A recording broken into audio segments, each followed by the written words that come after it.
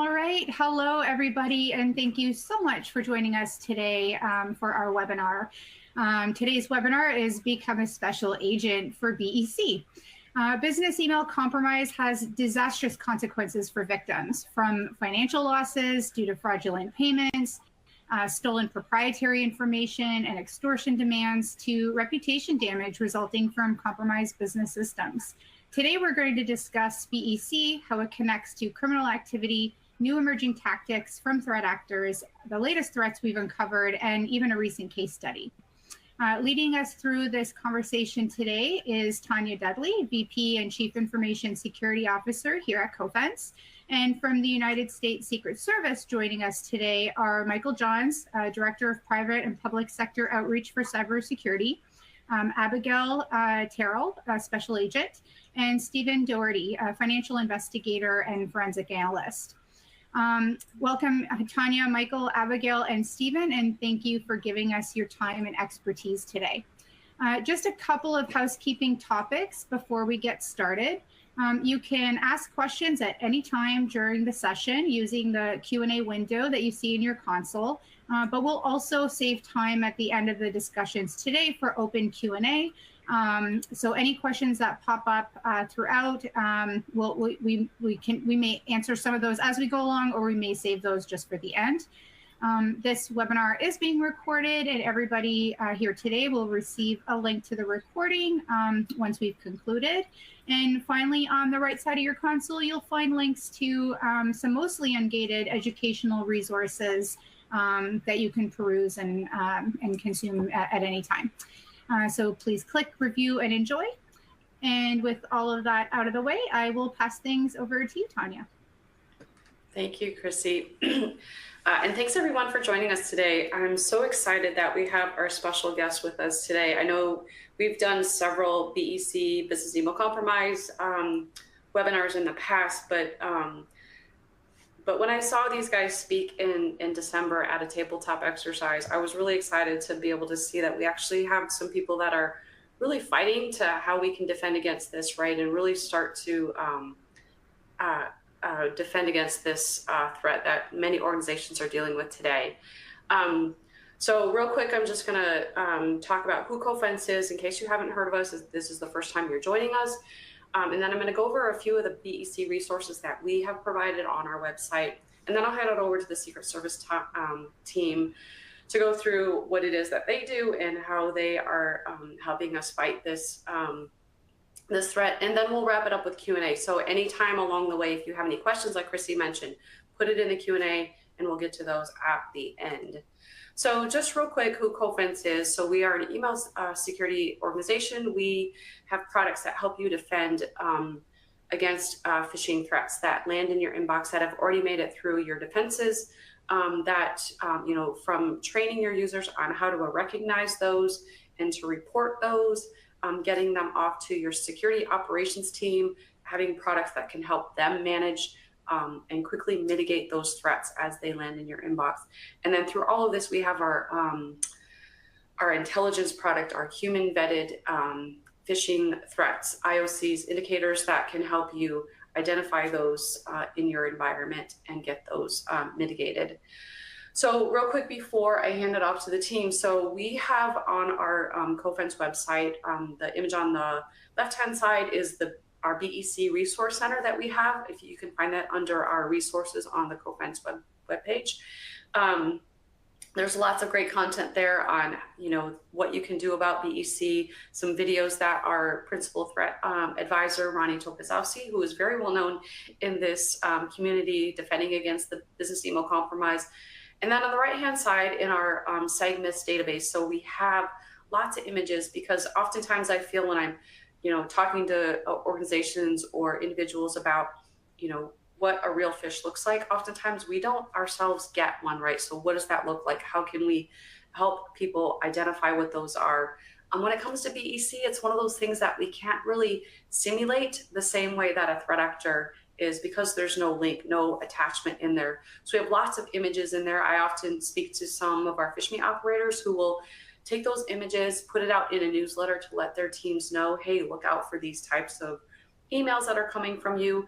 When it comes to educating your organization. I will also recommend having the most senior leader in your organization, in an all hands meeting, in your team meetings, remind individuals that they are not going to ask them to get gift cards or do any activities on their behalf, right? So just hearing it from that individual at the top, making that statement can go a long way. Also, as you're onboarding new employees, we often see that new employees haven't heard that message, or they think, this is somebody very important in the organization. I need to do what they're asking me to do. Without knowing how they typically communicate, right? So also when you're onboarding new employees, remind them that these individuals that are in the senior leadership team are not going to ask them to, buy gift cards, take actions on their behalf. So now I'm going to turn it over to you, to the Secret Service team, and lead us through your discussion today. Thank you, Tanya, and thank you, CoFence, for the opportunity to speak to this great audience. My name is Mike Johns. I lead the Secret Service's outreach to the private and public sector, and I have the privilege to introduce two great resources, individuals here at what we call our Global Investigative Operations Center. That's kind of the backbone for our cyber-enabled fraud investigations throughout our 42 cyber fraud task forces across the continental U.S. So without further ado, we have Abby Terrell as a special agent here, specializes in BEC, and Steve Doherty, who's a financial analyst and also works on the BEC desk. Steve's joining us from Pretoria, South Africa. And Abby, if you could kick it off. Yeah, absolutely. Thank you guys so much for the opportunity to discuss business email compromise schemes. They continue to be a major threat for the U.S. economy. I'm sure that most of you are familiar at some level with these business email compromise schemes. They are sophisticated scams that target individuals who are transferring funds, and they will do their best to intercept communication and redirect wiring instructions for those funds. As the schemes and technology evolve, so do the scams associated with them, but they continue to be a significant loss to individuals and companies. In 2021, IC3, the Internet Crimes Complaint Center, received nearly 20,000 reports of revolving compromised accounts with losses of nearly $2.4 billion. And I have to say as well, these numbers are underreported, something that needs to happen more. But this information and like what to do once you are a victim of a BEC, reporting it is critical, and the sooner the better, because time is money. Once a wire transfer is made, the funds are quickly dispersed, which makes recovery difficult as time passes. And then, so just kind of broad overview of the process.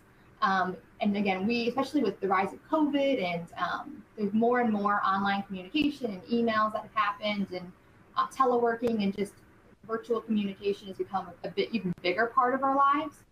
And with that, there's also an opportunity for scammers to exploit.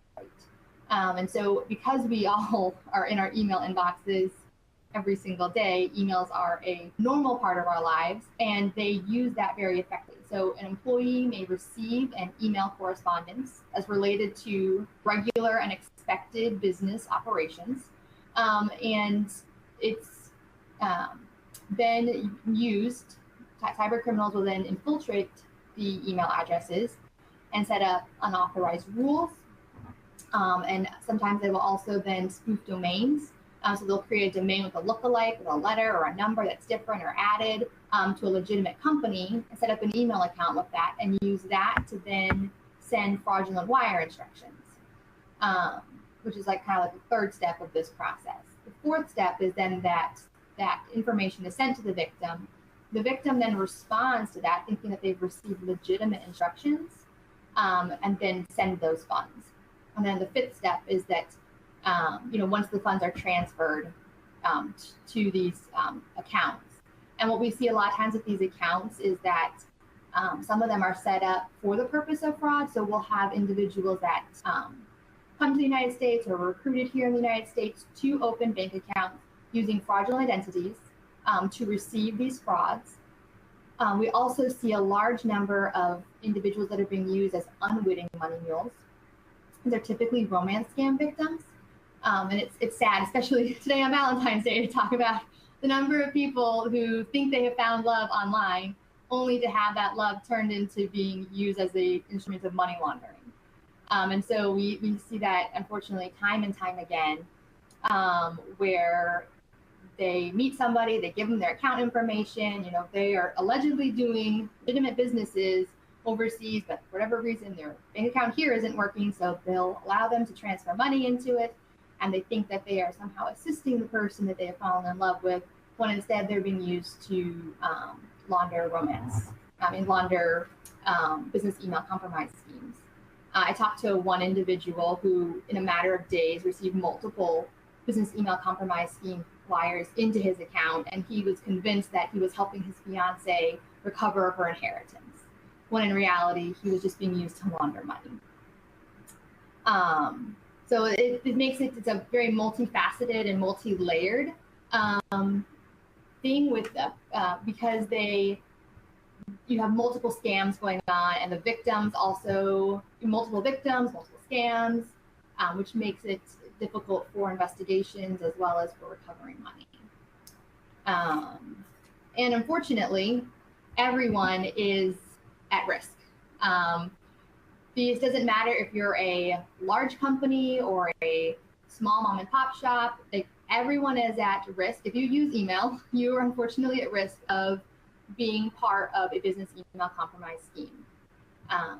Because every company is involved in these electronic transactions or communications, and you can have the best technology. You can be a huge company with the best IT support and the best firewalls, but the problem is that an individual is still the one receiving emails and responding to them, and the weakest link is our human error.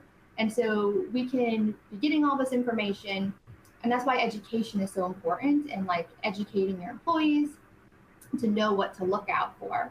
And like Tanya mentioned earlier, if the CEO tells you we're not going to ask for gift cards, that's helpful, so that when you get an email asking, for gift cards, you're like, I've already heard of this, I know to be aware of it.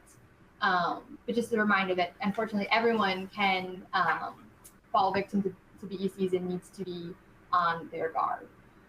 And like we said, these are a major threat to the economy, and they have a significant impact. Whether it's loss of jobs, because some of these wires can just devastate companies and have an impact on so many different aspects of the operations and moving forward. So there's just all kinds of ways that this impacts the economy and individuals. Steve, do you have anything to add to this slide?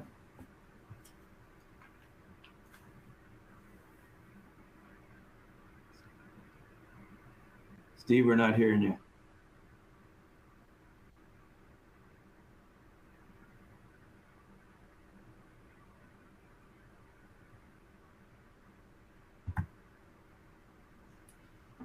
All right, so this slide here talks about the enterprise business model.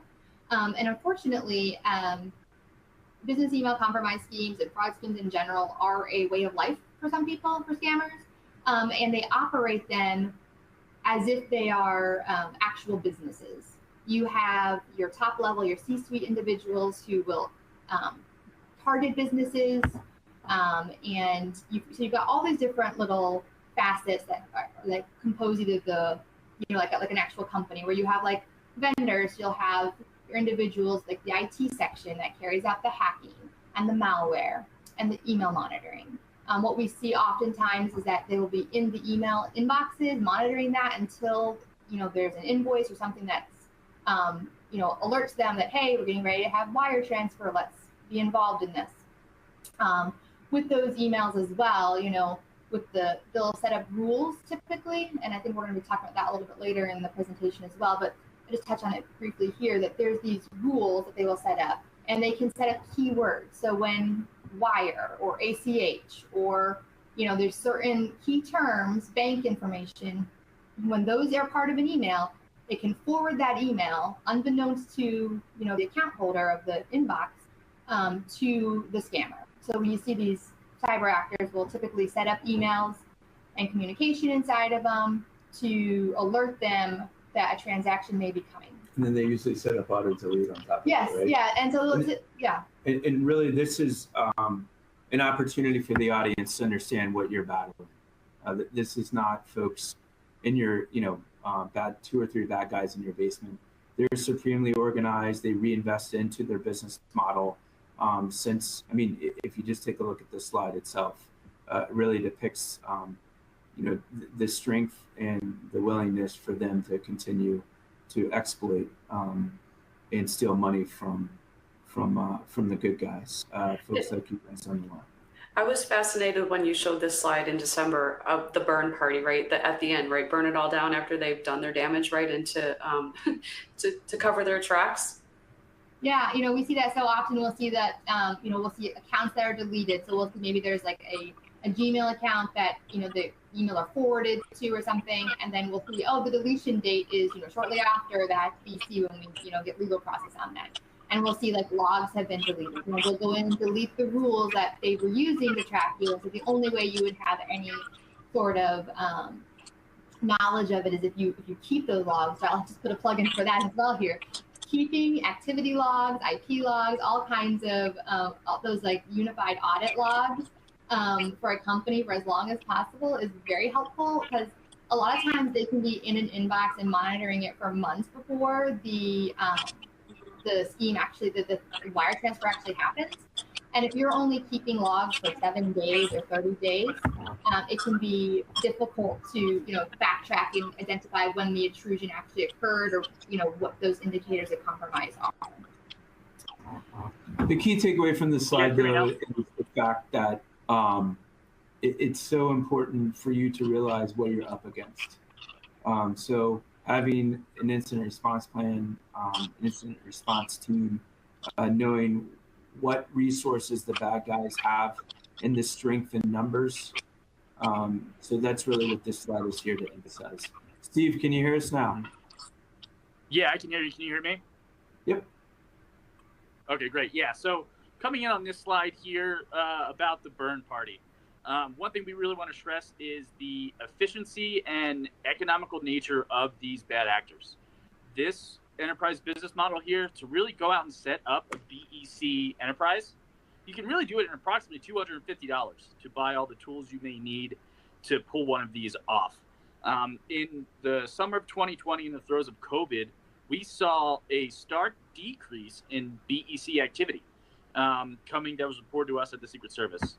We thought, hey, this is a good thing. Maybe we're actually putting a dent into this thing. Well, it turns out that wasn't the case. It turns out our bad actors had decided to do sort of their idea of a burn party and pivot to unemployment insurance fraud and SBA loan fraud.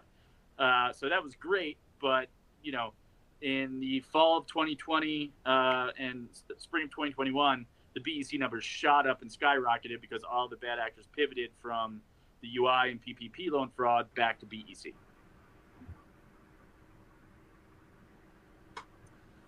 You want me to take over from here?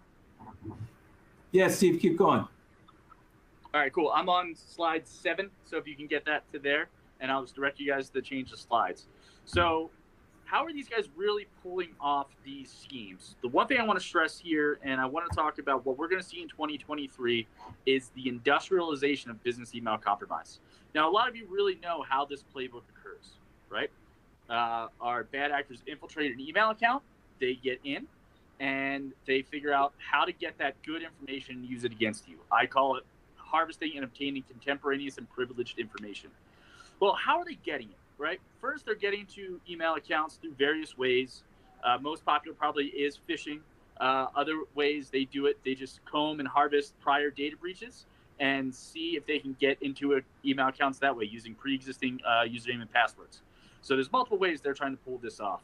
But once they get in, they all do the same thing. We all find the same tactic they use, is that they go right into your email filters, and they set up email rules to auto forward out emails and then delete anything that was auto forwarded out to essentially hide their tracks.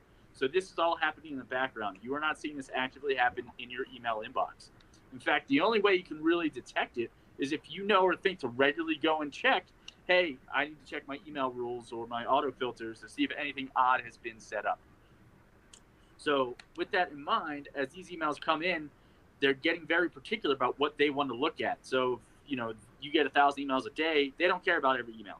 They want to focus and fine tune that down to words with finance, wire transfer, accounts, invoice, something like that will have good proprietary financial information that they can then use to launch an attack. And really with email rules, one thing I like to stress is, I've had victims tell me straight up, I change my password every 2 weeks. We're very, very vigilant with that. But how did this happen? And the thing with email rules is that they remain active even if the password's changed. So you really have to know to go in there and look and see if those email rules do exist.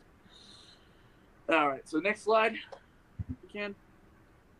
So the next slide here, we should be on slide 8. This is an actual phishing attack. And I know with CoFence, you guys are very well aware of these phishing attacks that are out there. Shout out to Ronnie Tokozowski. I spent a lot of time working with him. I oftentimes refer to him as my second wife because sometimes in a day I'll talk to him more than my actual wife. So shout out to iHeart Malware and Mr. Ronnie Tokozowski. But this is the phishing attack that we saw last summer. It came into a victim's email inbox. He was acting pretty quickly, wanted to get stuff done. He clicked the read message here. So you hit next slide. So after clicking read message, our victim was, are we on the Outlook? Yeah, we're on it. Here? Perfect. It brought the victim here. He was prompted to put in his email address. He hit next. And then the next screen prompted him to put in his password, and he hit next. What happened? Nothing happened, guys. It just went and spun and spun and spun. So ultimately, he got a 404 or a timeout. And he thought to himself, oh, maybe the network's down. I'll try again later. But what actually happened in the background was the bad actor had received the email address and password because it was broadcast to him. So immediately from there, the bad actor went and logged into the victim's email account. And if you hit next slide, he went right here to the email rules. He got very creative with the email rule. In one instance, I went out and talked to the victim, and I asked them, hey, do you have audit log set up? And they're like, no, we don't have that set up. I'm like, okay, well, give me the account you think has been compromised. So I go in and look. I see 136 separate email rules had been set up in that email account. And what were the email rules for? They were to redirect emails from specific clients that they were doing business with and had invoices with. So instead of it going to the actual accounts receivable inbox, it was being forwarded to a separate email inbox that was set up. It was, accountsreceivable.company@gmail.com was the tactic they used. So now all the email invoices that were due for this company were now being sent to an email inbox, all to the tune of about 136 of them. What did this result in? This resulted in a lot of BEC activity. The BEC activity was immense when we saw this. But again, when I had this talk with the victim, they said the same thing. Our email addresses are all current, all our passwords are good, but then looking back and seeing these email threads, they had been compromised for over a year of leaked invoices, and our bad actors just waited. They could have hopped on ones that were worth $13,000, $15,000, but they didn't. They waited until they started seeing the $100,000 invoices and then hopped on it much later. All right, so the next slide here, this is another attack. This is on the incoming attack. So this is after there's a compromise. The information that our bad actors want is now in their hands. So in this case, this was actually one that was used in a real estate closing. So the bad actors had gotten in, compromised the title company's email accounts, intercepted email traffic about a closing coming up for a person's home.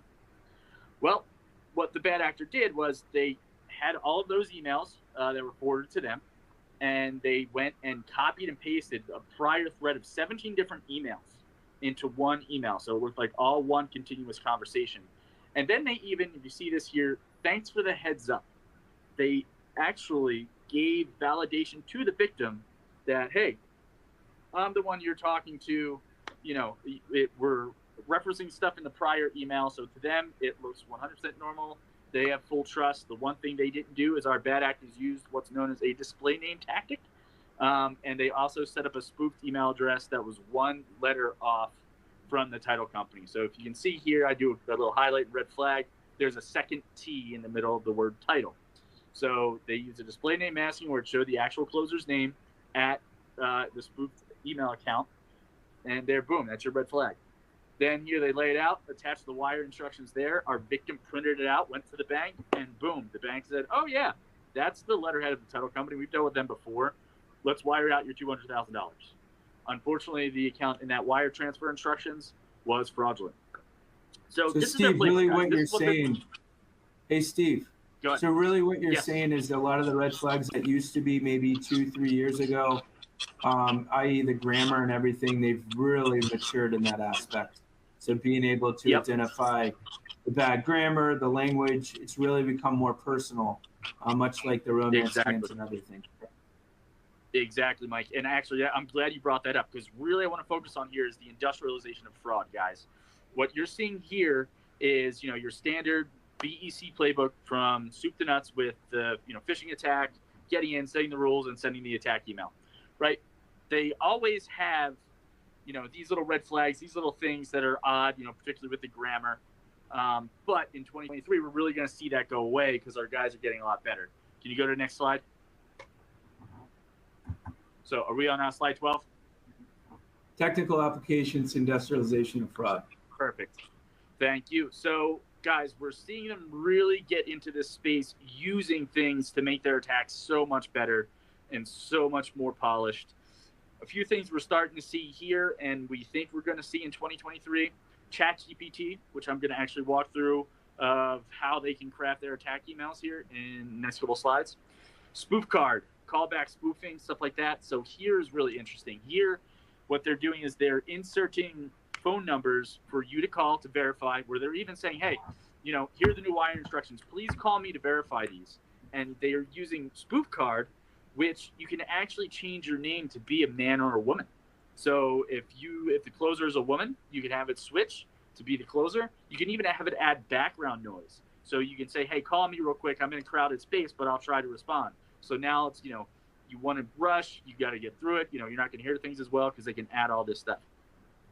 We're also seeing SIM swaps arrive, not only in the BEC world, but the world in general. I mean, this has always been a thing here, but it's definitely becoming more and more prevalent because you can just go, this is simswap.ru, buy and sign up for this software, download it, activate it, and then boom, take over somebody's phone from there. So not only are we seeing them spoof title agents and other people in BEC, they could fully take over their phone itself. So even if you think you're calling that trusted individual, they may have pulled simswap.ru on you, and now they're moving it that way.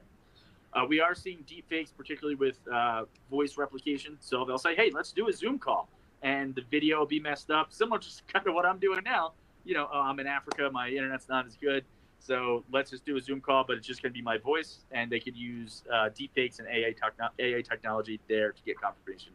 And then phone snatching syndicates. So this is just an alarming thing we're seeing. We want everybody to be aware of this. When we see phones get stolen from people, you used to see, you leave your phone in your car, somebody breaks in your car and steals your phone. They were selling that device for profit.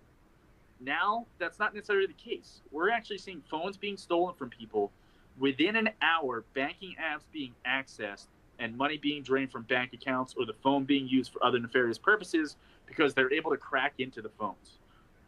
We can't confirm what technology they are using right now, but essentially once they get a hold of the phone, they can get through all of the encryption, all the passwords, get into your banking apps, get into your email accounts, and use that to carry out BEC style or other account takeover related attacks.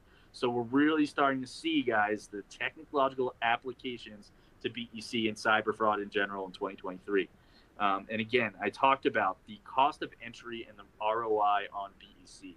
This is, again, why it's so important to really have a defense against BEC and have the fight against it. You can get in for pennies on the dollar, roughly maybe, like I said, $250 to set up good infrastructure to get some of these technologies. And then your average BEC averages about $130,000 about $130,000 per incident. It's nuts. In the JIAC here, we've stopped $279 million as of today. And when we go back and look and average that out, it's about $850,000 an incident or recovery that we do. So, you're looking at extensive loss across the board, and they can get bigger, badder, meaner with this technology. And just real quick, as we round out, I want to walk through actually how ChatGPT can be used to write BEC attack emails and really get rid of those red flags. So if you can hit next slide, to slide 13. On it. Cool. Thank you. All right. So simply, I went into ChatGPT, I signed up for it, and I did this. I write an email instructing the receiver to change a bank account to send funds for an invoice payment.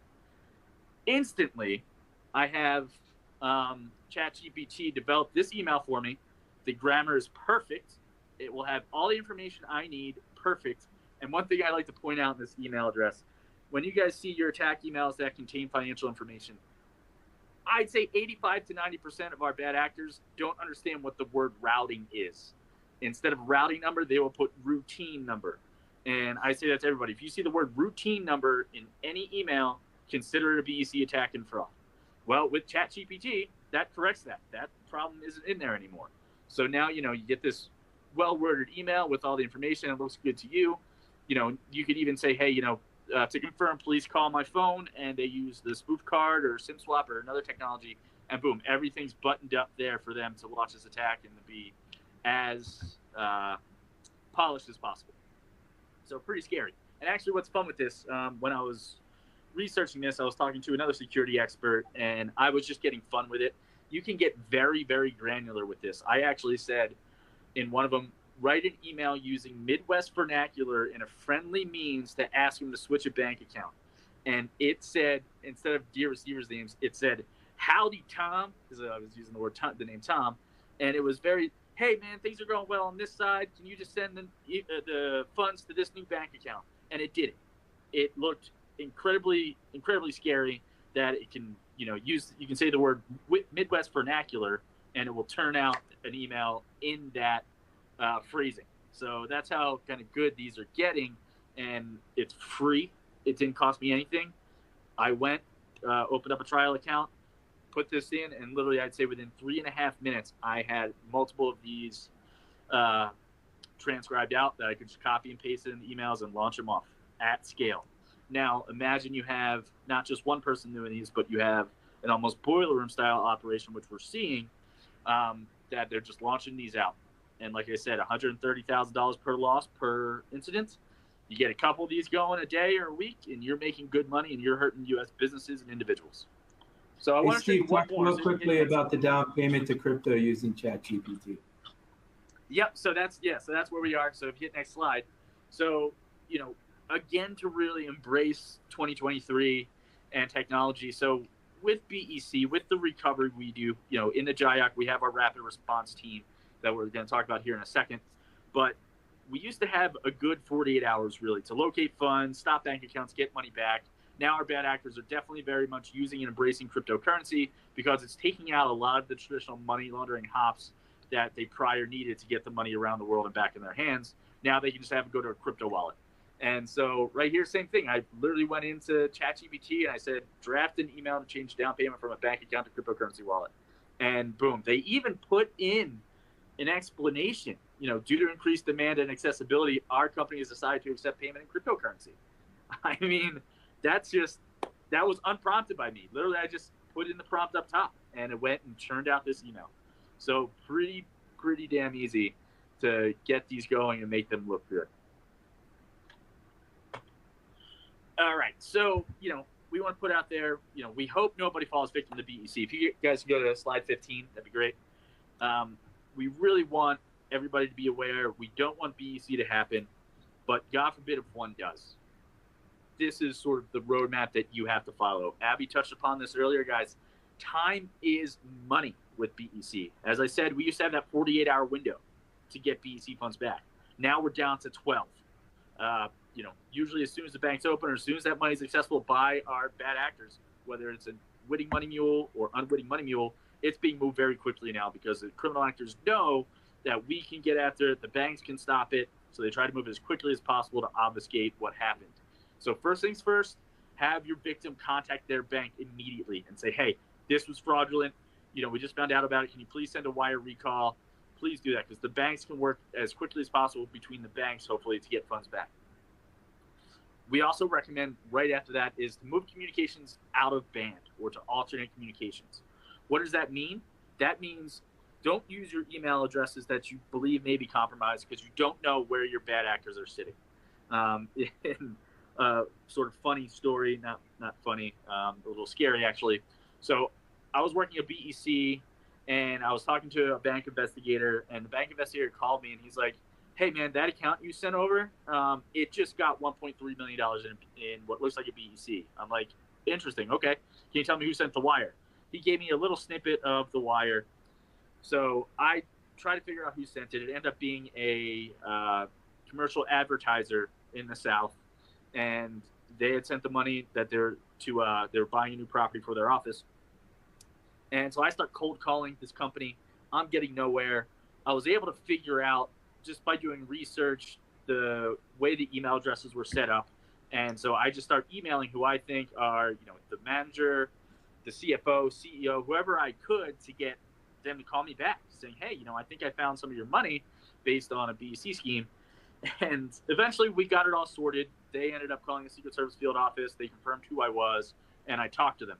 In the meantime, though, they actually started getting secondary emails from the scammer saying that me, Stephen Doherty from the Secret Service, is actually a fraudster and to not listen to me as I'm talking to them. So what happened was, in one of those emails that I essentially cold sent to one of the email addresses, got picked up in a compromised email account, and the fraudster got it. So it's really important to move and have an out-of-band communication established, whether that's, a separate spin-up, just, one-off Gmail, Yahoo accounts, move to text messaging, move to another chat platform such as Signal or Slack, what have you. Whatever you can do, get away from your email accounts when you believe there may be a BEC going around. Next, contact the U.S. Secret Service. You can contact a couple different components that we have. We strongly encourage you to contact our field offices, which can be reached right here, secretservice.gov/contact/field offices. We have 24-hour duty desks in those offices that are manned 24 hours a day, 7 days a week. So they should be able to help you and start getting you recovered from the BEC. You can also contact, if you discover upon this immediately and funds were just sent and you need a rapid response, you can reach out to the BEC desk as well. Like I said, I actually wrote this last week, and over the weekend, much to Abby's hard work, we ended up getting back another close to $5 million in a recovery, and it was amazing work by Abby to do so. So now we're actually up to about $279 million in recovered funds. We really encourage you guys to file a complaint at ic3.gov. ic3.gov, they get a lot of complaints, but it's great for staff purposes. It's great for tracking and case deconfliction. So please file an ic3.gov complaint, and make sure you save that once you file it. You can provide it to us, or you can provide it to the local police if you're talking with them. It's always good to have that piece of paper in hand that the report was filed. Next, also you can file an FTC Consumer Sentinel complaint as well. They track these too and have a little more of a business side leaning aspect to them. So please file that too. After that, we recommend you consult with either your internal or a third-party IT service to locate and mitigate any compromises. This also may come along with, if you do have cyber insurance, this may be a step that they recommend as well, and they have that service available to you. And then obviously make vendor, client, and third-party notifications if needed, because as I said before, with that one example of the 136 different email rules that were set up, that was 136 different clients involved in that. And that company failed to make notification for about a year. And again, 136 different companies were at victim, because a lot of times, guys, with BEC, and I stress this enough, you have two victims. You have the financial side victim, the one who loses money, and then you'll have the compromised victim, the one who has the email account compromise going on in their system. So you really need to look out for one another if one of these does occur, or if you pick up on one, you need to make the notifications as well. I understand, with your companies, you need to check with your general counsel and what have you, but you need to really make those notifications.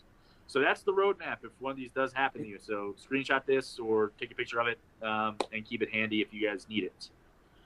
Thanks, Steve. Appreciate it. And we're just going to run through really quick kind of the outreach aspect of this. You see on the screen here, these are 42 cyber fraud task forces that we have located throughout the continental United States. As it relates to kind of the key takeaways from Abby and Steve's great presentation today, we're emphasizing for you to develop a trusted federal law enforcement partnership. And hopefully that trusted law enforcement partnership is with the Secret Service. But if it's not, it's with the FBI or whomever. We urge you as corporations and executives to go out and develop that partnership prior to an incident occurring. I think you guys have, we've displayed to you enough factual information today to understand that time is of the essence, and the need to have a trusted partnership with federal law enforcement, to have a practice incident response plan, and to know who's on that incident response team and what responsibilities they have is paramount in order for you to recover your funds and bring attribution to the bad guys. As Steve talked about a little bit ago, if you are a victim of business email compromise and you're going through the incident, make sure that you're not using your compromised channels of communication. The old adage of 72 hours is the time that we have, or the corporation has, in order to report. That's really gone out the window, especially with the evolution of cryptocurrency. We're seeing at 24 hours about a 61% success rate, 48 hours. When we get up to beyond 72 hours, I think it's less than 2%. Notice the financial kill chain is initiated at 72 hours or less. And we ask that you report BECs, and I understand you have brand reputational risk here, but you report BEC because I think Steve and Abby can both speak to different occurrences where somebody reported a BEC, and ultimately Steve or Abby or somebody here at Global Investigative Operations Center was able to take that information, the account information, and stop or thwart 2 or 3 other BEC attempts. Because a lot of times what they'll do is it'll go out on a thread going to one bad guy account, and then at that account you might see 3 or 4 BECs come in. And I would say even report attempts as well, because like if you get fraudulent wire instructions and you do your due diligence and don't send the money, still report that attempt, because we've been able to tie that same bank account then that other people have been getting that bank account as fraudulent instructions and sending money. And so it proactively helps us kind of identify fraudulent accounts and common like emails or other factors that are involved that help us kind of tie all these together and back to a single bad actor. I think somebody was asking in the chat already, I happened to see it, who should we call the FBI, the Secret Service? It goes back to the trusted partnership. I would develop a trusted partnership with one of us and have that trusted partnership prior to an incident occurring. Just like you do business with somebody that's trusted, you're not going to give them money. You should be doing the same thing with your trusted law enforcement partners. The FBI and us, we have a great relationship. There's no competing field in this area.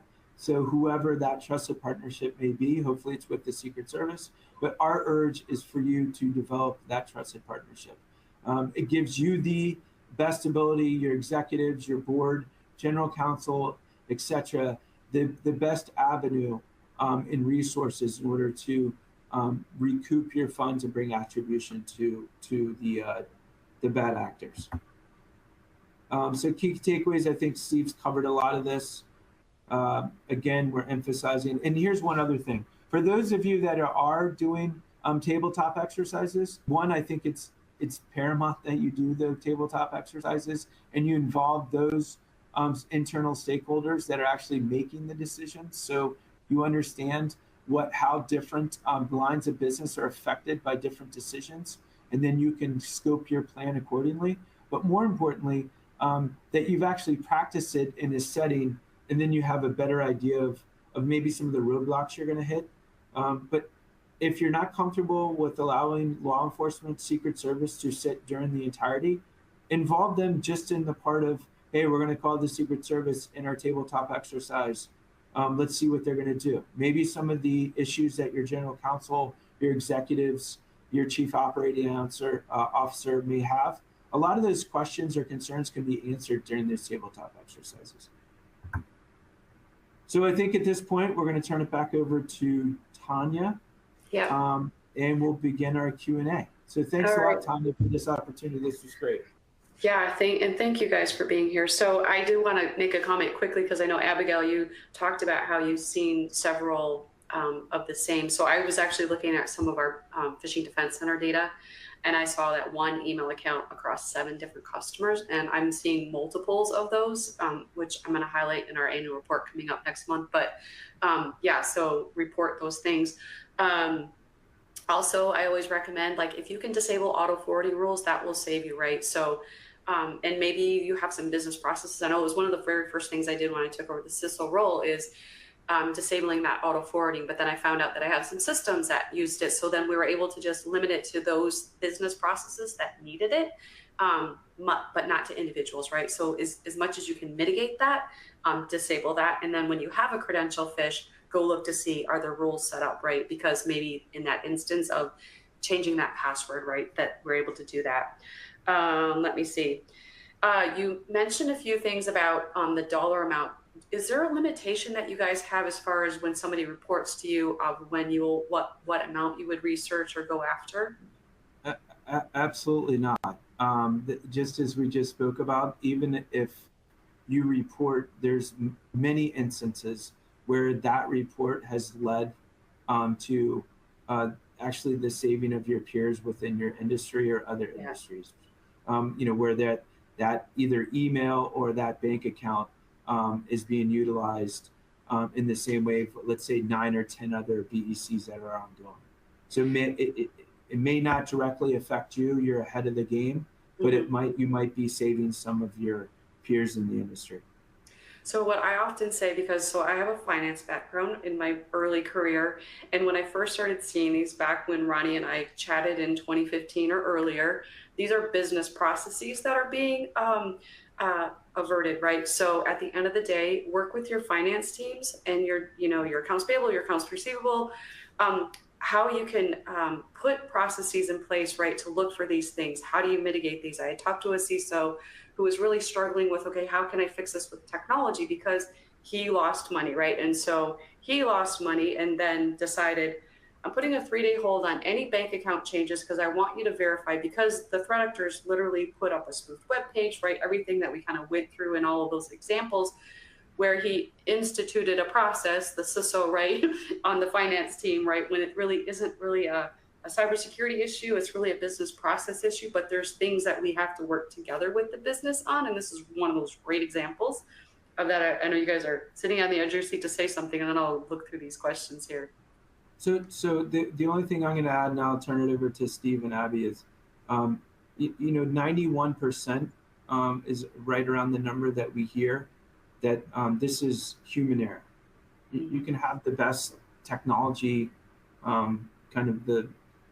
set up the best fort, the best defenses, the best security, but ultimately it's an individual that majority of the time either not through due diligence or whatever it may be, accident, that causes the incident, and that's outside of BEC.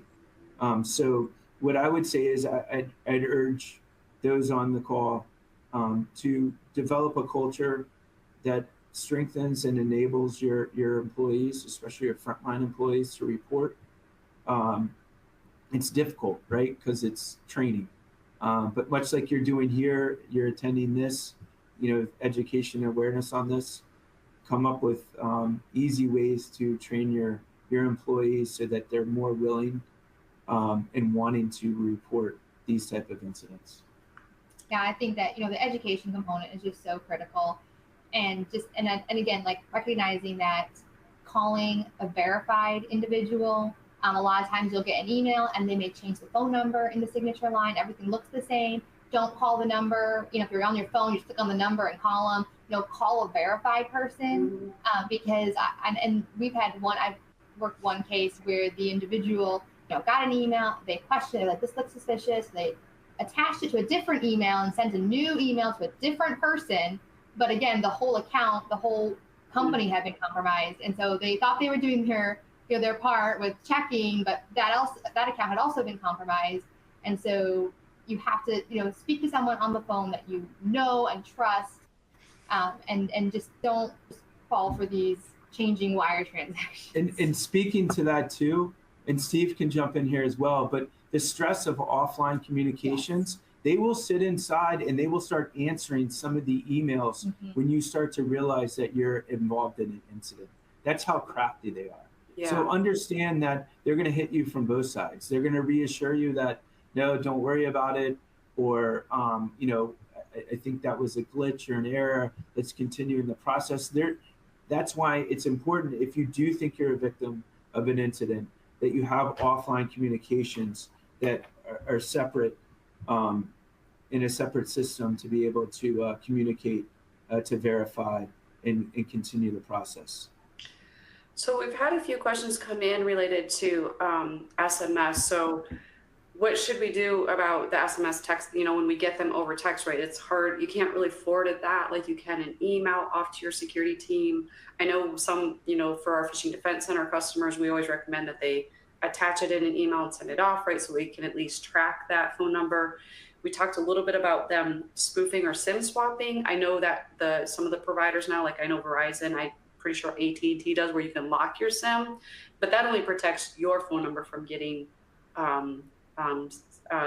used, right? So it looks like Steve dropped off, Mike. I don't know if you were expecting him to pipe in some of these answers. So I don't know, what's your recommendation when it comes to the SMS messages?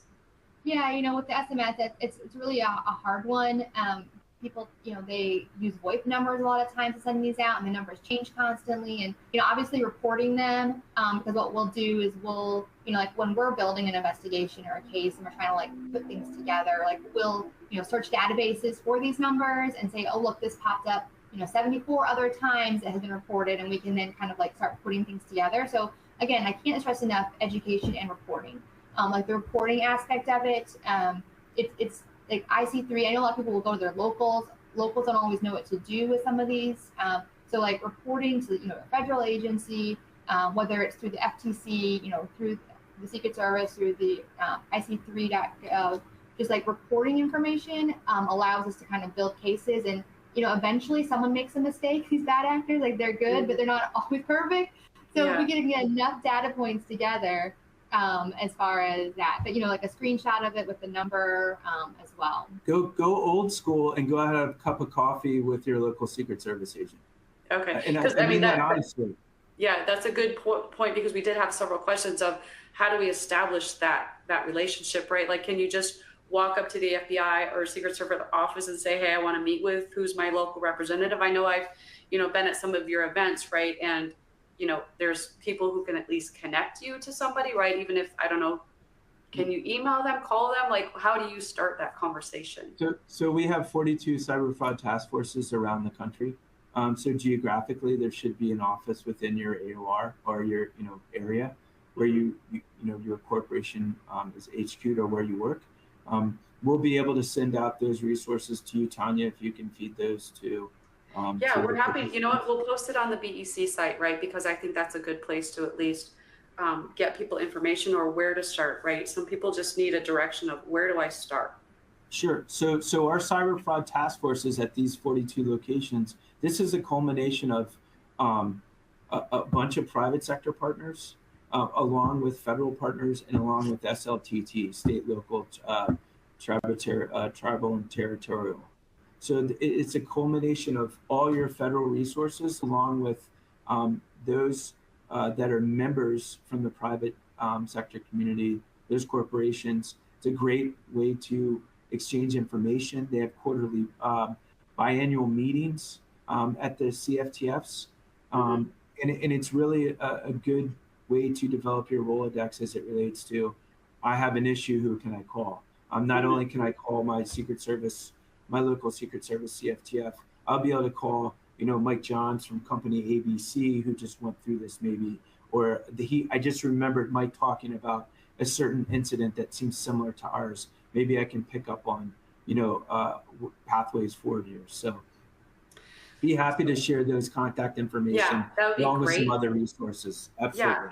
So we have a lot of global customers, and so I'm curious what your footprint is across the globe. I mean, I've been very happy that we've seen some actual cases of takedowns, right, because of all the work that you guys are doing. So it's great to see prosecutions happening. But for our global customers who might be experiencing this across the globe, I'm assuming you have some networks that you also work with. Absolutely. I mean, Steve's joining us from Pretoria, South Africa today. So, Yeah. but remember this: this crime is not, it's not indicative of the 48 states, United States. So it quickly moves overseas, especially with the evolution of cryptocurrency. It might be 2 hops that it gets overseas. So I'll let Abby speak to kind of what she's seeing from that angle. Yeah, for sure. This affects everybody. It's not just businesses here in the United States, and we have businesses that are located here that do business with others internationally, and they could be at risk for all of it. And so like our goal, obviously, we have 2 main goals. That's to recover money for victims, and then to make victims whole through service of justice, through prosecution. And so like we've got offices across the world as well. And we've got partnerships with different law enforcement agencies in other countries as well. And then we can work with FinCEN to kind of broaden that as far as like trying to do like kill chain and retrieve money on behalf of victims. And again, like if you are operating globally and internationally, and you have a company that's based overseas, they can file these IC3 complaints too. And so, like again, reporting and education and contacting law enforcement as soon as possible, regardless, like local law enforcement, and if you've got a component, here, the federal aspect of it, just because the sooner we can get involved, the sooner that we can start taking steps to try to recover money and identify those indicators of compromise. We, the Secret Service. Yeah. Yes, sorry.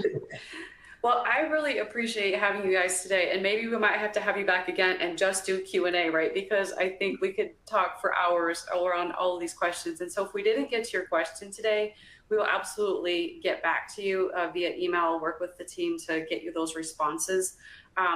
We've had people asking for the slide deck, so we don't hand out slides afterwards, but we do have the link so you can replay this. So if you want to share it with your colleagues, or even some of your, if you service small businesses and you think it's important for them to hear this message, absolutely they should hear this message.